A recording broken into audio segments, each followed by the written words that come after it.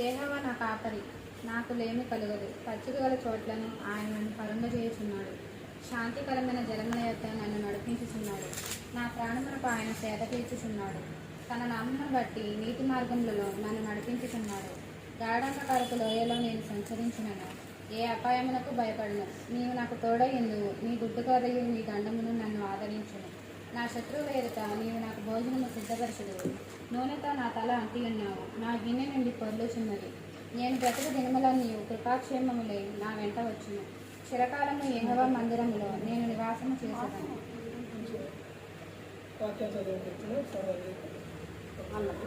ముందుగా ఇంత మంచి సమయాన్ని ఇచ్చిన అంటే దేవునికి ప్రభువైన క్రీస్తు ద్వారా కృతజ్ఞత శుద్ధి చెల్లిస్తున్నానంటే వందనాలు. ఈరోజు నేర్చుకోబోయే కీర్తన ఏ కీర్తన అంటే 91వ కీర్తన. 91వ కీర్తన 1వ వచనం. మహోన్నతుని చాటును నివసించేవాడే, సర్వశక్తిని నీడను ఆశ్రయించు వాడు. ఆయనే నాకు ఆశ్రయము, నా కోట, నేను నమ్ముకొను నా దేవుడని నేను యెహోవాను గూర్చి చెప్పుచున్నాను. అంటే సర్వశక్తిని చాటున, అంటే ఆయన చాటున, దేవుని చాటున నివసించువాడే సర్వశక్తిని నీడను విశ్రమించువాడు. అంటే ఆయన నీడ, ఆయన తోడు, ఆయన పక్కన ఉన్న వాడు ఎవరనంటే ధన్యుడు అని చెప్తున్నారు. ఎవరు ధన్యులు అని బైబిల్ గ్రంథం చెబుతూ ఉందనంటే, వాక్యాన్ని కీర్తన 1:1 వచనంలో యెహోవా ధర్మశాస్త్రమును దివారాత్రములు ఆనందముతో దానిని ధ్యానించేవాడు ధన్యుడు. ఆ తర్వాత ప్రకటన గ్రంథం 1:3 వచనంలో సమయం సమీపిస్తుంది కనుక ఈ ప్రవచన వాక్యములను చదువువాడును, వినువాడును, గ్రహించువాడును వారందరూ ఎవరనంటే ధన్యులు అని చెబుతున్నారు. ఇంకా ఎవరు అని చెప్తే అపోస్తలుల కార్యాలు 17:10-11 వచనాల్లో వీరు తెసలోనికలో ఉన్న సంఘము కన్నా వీరు ధనులై ఉన్నారు అని చెప్పి, ఎవరు ధనులు అని అంటే వాక్యాన్ని, లేఖనాలనే అలా ఉందో లేదో అని పరిశోధించేవారు గనులు అని చెప్తున్నారు. ఇక్కడ చెబుతున్న విషయం చూడండి, ఆయనే నాకు ఆశ్రయము, నా కోట, నేను నమ్ముకొను నా దేవుడని నేను యెహోవాను గూర్చి చెబుతున్నాను. ఇక ఆయన గురించి చెబుతూ ఉంటే, ఆయన గురించి మాట్లాడుతూ ఉంటే ఆయన ఏ విధంగా కాపాడతారు, ఏ విధంగా రక్షిస్తారు అన్నది ఈ కీర్తన మొత్తం కూడా ఉంటుందండి. చెబుతున్న విషయం 3వ వచనంలో, వేటగాని ఊరి నుండి ఆయన నిన్ను విడిపించును, నాశనకరమైన తెగులు రాకుండా నిన్ను రక్షించును, ఆయన తన రెక్కలతో నిన్ను కప్పును, ఆయన రెక్కల కింద నీకు ఆశ్రయం కలుగును. ఆయన సత్యము కేడమును ధారునై ఉన్నది. రాత్రి వేళ కలుగు భయముకైనను, పగటి వేళ ఎగురు బాణముకైనను, చీకటిలో సంచరించు తెగులుకైనను, మధ్యాహ్నమందు పాడు చేయు రోగముకైన నువ్వు భయపడకుందువు. మనిషి అనేక విషయాల్లో భయపడుతూ ఉంటారు. ఎన్ని విషయాల్లో భయపడతారు? ఒకటే. ఇంకా రాత్రి అయిందంటే కొంతమందికి భయం, తర్వాత చీకటి అంటే కొంతమందికి భయం. ఇట్లా రకరకాల భయాలు భూమి మీద మనిషి కలిగి.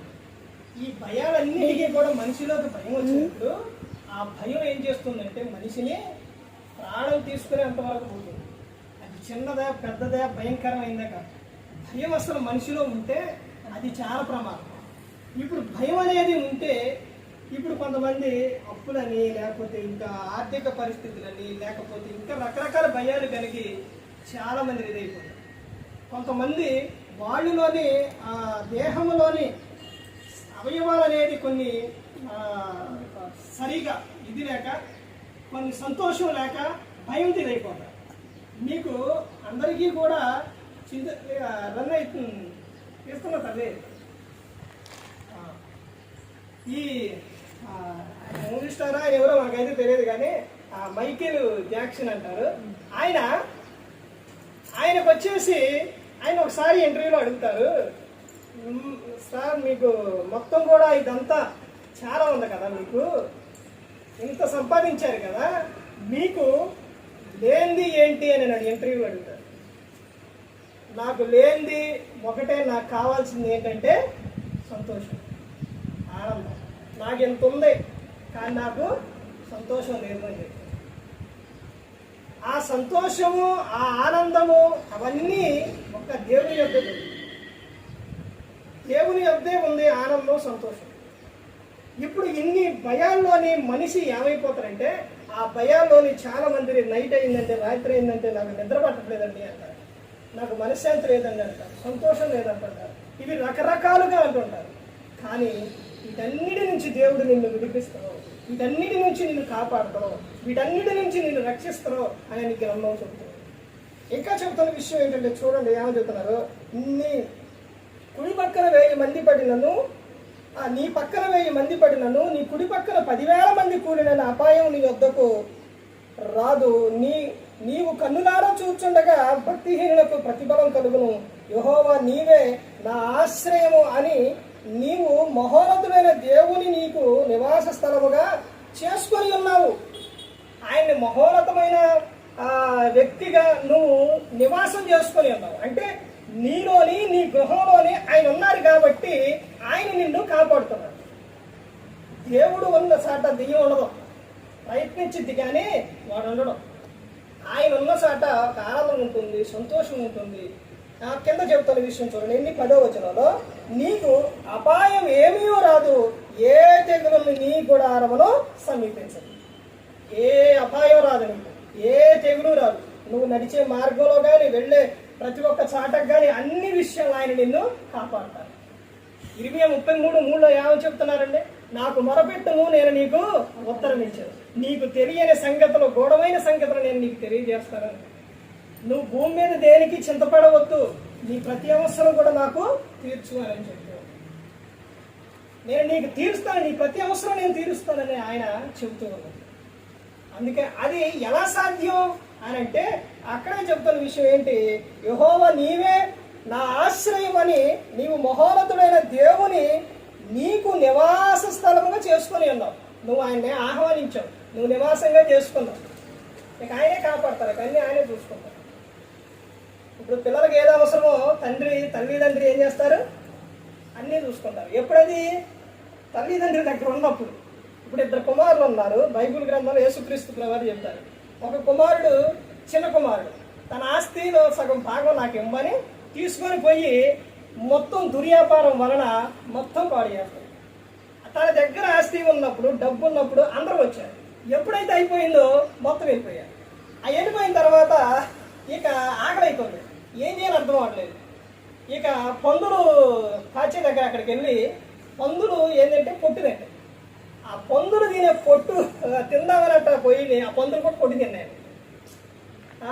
ఇక లాభం లేదని ఆయనకి జ్ఞానం వచ్చింది, బుద్ధి వచ్చింది. అప్పుడు ఏమనుకున్నాడంటే, నా తండ్రి దగ్గర కూలివాండ్రే సమృద్ధిగా తింటారు కదా, నేను ఇక్కడ ఇన్ని బాధలు పడుతున్నాను. ఇప్పుడు నేను నా తండ్రి దగ్గరకు వెళ్ళి, తండ్రి పరలోకమందు దేవునికి నీకును విరోధముగా నేను తప్పు చేశాను, నన్ను క్షమించని నేను అడుగుతానని బయలుదేరి వస్తూ ఉంటే, ఈ తండ్రి నా కుమారుడు వస్తానని ఎదురు చూస్తూ అప్పుడు వెళ్ళి, కుమారుడు వస్తుంటే పరుగున వెళ్ళి ఎదురుగా వెళ్ళి కుమారుడిని కౌగిలించుకొని మెడ మీద ముద్దు పెట్టుకొని, అప్పుడు ఆ కుమారుడిని తీసుకొని వస్తూ అక్కడ ఉన్న వాళ్ళకి చెబుతారు కదా, నా కుమారుడు తప్పిపోయి దొరికిండు, చనిపోయి బ్రతికిండనని చెప్పి గొప్ప విందు చేయించి ప్రశస్తమైన వస్త్రాలు తెచ్చి ఆ కుమారునికి తొడిగిస్తారు. అంటే ఇక్కడ తండ్రి ప్రేమ చూసారా ఏ విధంగా ఉందో, అదే విధంగా దేవుడు కూడా మనల్ని ఏం చేస్తున్నారు, కాపాడుతున్నారు. ఇంకా చెబుతున్న విషయం ఏంటంటే, నీ మార్గములన్నిటిలో నిన్ను కాపాడుటకు ఆయన నిన్ను కూర్చి తన దూతలకు ఆజ్ఞాపించును. నీ పాదములకు రాయి తగలకుండా వారు నిన్ను తమ చేతులతో ఎత్తి పట్టుకొందురు. ఏమని చెప్తాను, నీ మార్గం అన్నిటిలో నిన్ను కాపాడుటకు ఆయన నిన్ను కూర్చి తన దూతలకు ఆజ్ఞాపించు. మరి వేయండి దూతలు అయ్యి అనుకుంటున్నారంటే, దూతలు ఒకప్పుడు వచ్చినాయి, ఇప్పుడు కనబడవు. అప్పుడు కనబడ్డాయి. ఇప్పుడు యేసుక్రీస్తు ప్రభు వారు తల్లిగా మరియమ్మ గారు ఆయన గర్భాన ధరించేటప్పుడు పరిశుద్ధాత్మ ద్వారా నువ్వు గర్భం ధరిస్తావని సమాచారం తీసుకొచ్చింది ఎవరు, దూత. అప్పుడు దూతలు కనబడ్డాయి, ప్రతి ఒక్క సమాచారం వచ్చాయి. ఇప్పుడు దూతలో కానీ యేసుక్రీస్తు ప్రభు వారు వీళ్ళందరూ ఎలా ఉన్నారని అంటే ఆత్మస్వరూపిగా ఉన్నారు. ఇప్పుడు యేసుక్రీస్తు ప్రభువారు ఎక్కడ ఇద్దరు ముగ్గురు కూడి ఉంటానో నేను అక్కడ ఉంటానని చెప్పాను. ఆయన ఇక్కడే ఉంటారు, మనకు కనపడరు. తర్వాత మనం వెళ్ళేటప్పుడు తన దూతలకు కావలిగా ఉంటారు. ఇంకో విషయం ఏంటంటే నీకు నాకు మనందరికీ కూడా ఒక్కొక్క దూత ఉంటారు. ఒక్క దూత యుద్ధం చేయాలంటే సుమారు 1000-2000 మందిని చంపింది. అంత బలం, అంత శక్తి దూతకి. మనం చేసే ప్రతి ఒక్కటి కూడా దూతలు తొంగి ఇలా చూస్తాయంట, మనకు కావిలిగా ఉంటాయండి. అందుకని యెహోవాను ఆశ్రయించు వారికి ఏ మేలు కొద్దిగా ఉండదు. ఆయన ఎందుకు భయభక్తులు గల వారి చుట్టూ ఆయన దూత కావలి ఉండదు. సింహం పిల్లలు లేవి గలవై ఆకలి కొనేది కానీ యెహోవాను ఆశ్రయించు వారికి ఏ మేలు కూడా కొద్దిగా ఉండదు అని చెప్తున్నాను. ఇక్కడ నీ మార్గం అంతట్లో, నీ ప్రయాణంలో, ప్రతి ఒక్క విషయంలో నీ దూత కావిలిగా ఉండి నువ్వు ఈ మార్గాన్ని వెళ్ళు, ఇది ఇలా వెళ్ళు, ఇలా చేయని దూత మనకు నడిపిస్తాయి.